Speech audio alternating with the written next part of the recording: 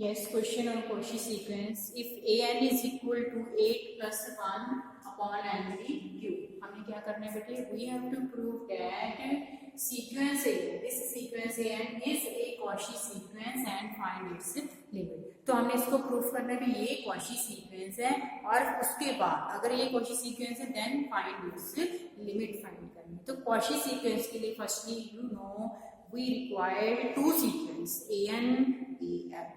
So difference of two sequence क्या आना चाहिए less than epsilon, then हमारी sequence क्या हो जाती है बेटे? Cauchy sequence. Yes.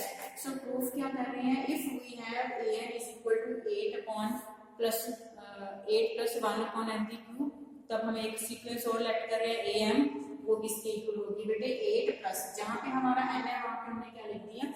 n 8 plus 1 upon n cube. Next step क्या है बेटे? Without of loss of generality हम क्या लिखते हैं हमेशा? n is greater then all m या k या p, सबसे हमारा ये क्या होता है? Greater. n is greater then p. So for epsilon greater than 0 और स्मॉल बाय Cauchy सीक्वेंस हमारे पास क्या इक्वालिटी होती है? सीक्वेंस दोनों का डिफरेंस लेस देन क्या है? एप्सिलॉन 2 क्या है ये? फॉर ए Cauchy सीक्वेंस के लिए. Now what is value of an? 8 plus 1 upon n cube minus an is positive, तो नेगेटिव साइन बाहर है तो दोनों नेगेटिव हो गए, लेस देन एप्सिलॉन.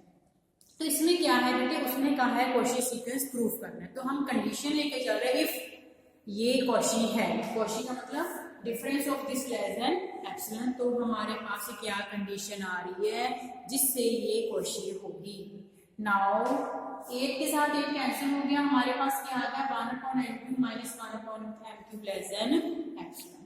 नाउ हमने यहाँ पे लेट क्या किया कि n is greater then m, तो जब हम दोनों साइड क्यूबिंग करेंगे तो भी वो ग्रेटर ही होगा. But when we are taking reciprocal this equality changes, equality change होगी तो 1 upon m cube और 1 upon n cube में इक्वालिटी बेटी क्या आ गई?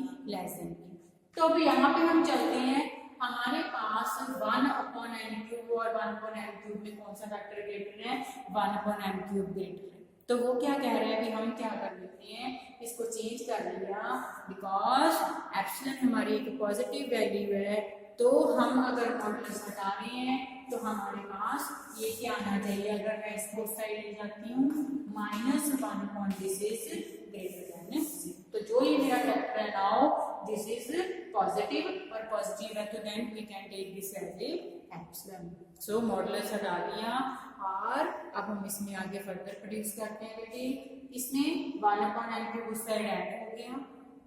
नेक्स्ट उसके बाद क्या है? You know limit n tends to क्या होता है? इंफिनिटी.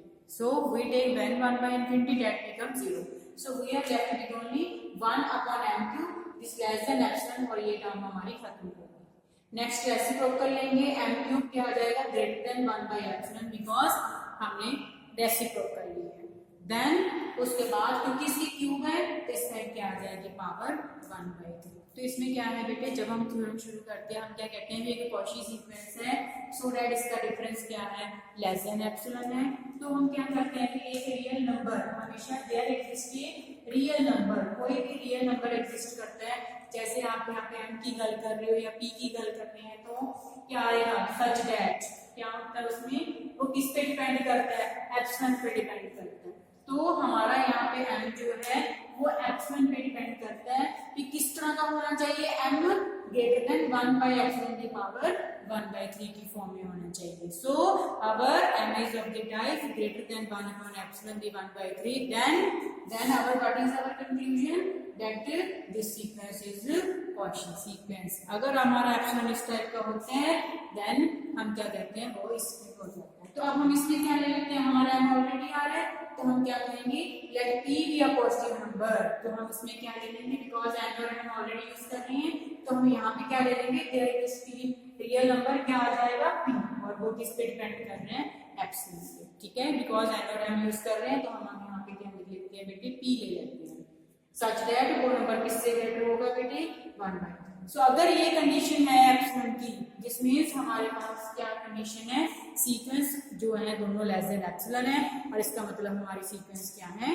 Cauchy सीक्वेंस है. सो हम क्या कर रहे हैं, sequence less than epsilon, this means ये क्या है, कॉची सीक्वेंस, और कोई भी कॉची सीक्वेंस होती है वो क्या होती है, हमारी कन्वर्जेंट। सो अगर ये सीक्वेंस कॉची है तो वो क्या होगी, कन्वर्जेंट भी होगी। और किस कंडीशन के अंडर कॉची होगी बेटे, if this is greater than 1 by epsilon raised to power 1/3। और now to find its limit, because convergent है तो हम इसकी लिमिट लेंगे बेटे, लिमिट ऑफ द सीक्वेंस, और सीक्वेंस क्या है 8 + 1 by n the cube, constant की कोई लिमिट नहीं होती, 8 as it is, plus limit n tends to ∞ 1 upon n cube, and what is 1 upon n cube। Yes, हमने नल सीक्वेंस डिस्कस की थी, when we put limit n tends to ∞, this become 1 by ∞, और 1 by ∞ 0। सो कभी जो भी sequence है उसकी क्या है, ये नल सीक्वेंस की फॉर्म बनती है, इसकी लिमिट क्या आ रही है, 0 आ रही है, when we are taking limit n tends to ∞, this result is 0।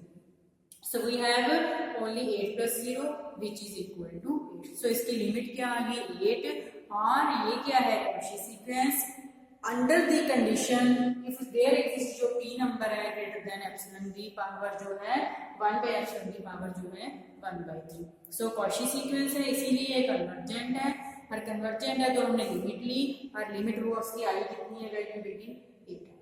So our sequence is Cauchy sequence and its limit is 8। Next question जो इंपॉर्टेंट है बेटे, इस टाइप का क्वेश्चन पूछे जाते हैं, you have to prove that sequence is not convergent. So हमारे पास बहुत सारे मेथड्स हैं जो हमने पहले डिस्कस किए हैं जिसमें हम कन्वर्जेंट प्रूव करते हैं, पर इसमें कंडीशन क्या थी, it is not a Cauchy sequence. So आपने कॉची सीक्वेंस का मेथड लगा के इसको प्रूव करना है कि ये कन्वर्जेंट नहीं।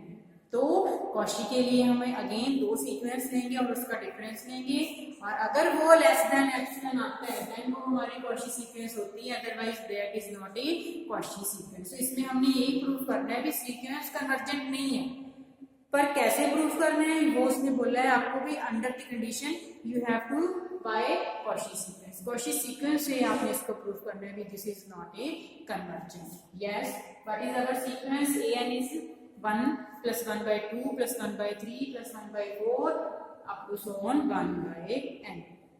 कॉची सीक्वेंस के साथ करना है तो हम एक सीक्वेंस और लेट कर लेते हैं, लेट am, वो क्या आ जाएगी ऐसे ही सेम टर्म्स, पर वो स्टॉप कहाँ पे होएगी 1/n तक स्टॉप होगी। Now we always take n greater than n, हम n क्या लेते हैं ग्रेटर देन m लेते हैं।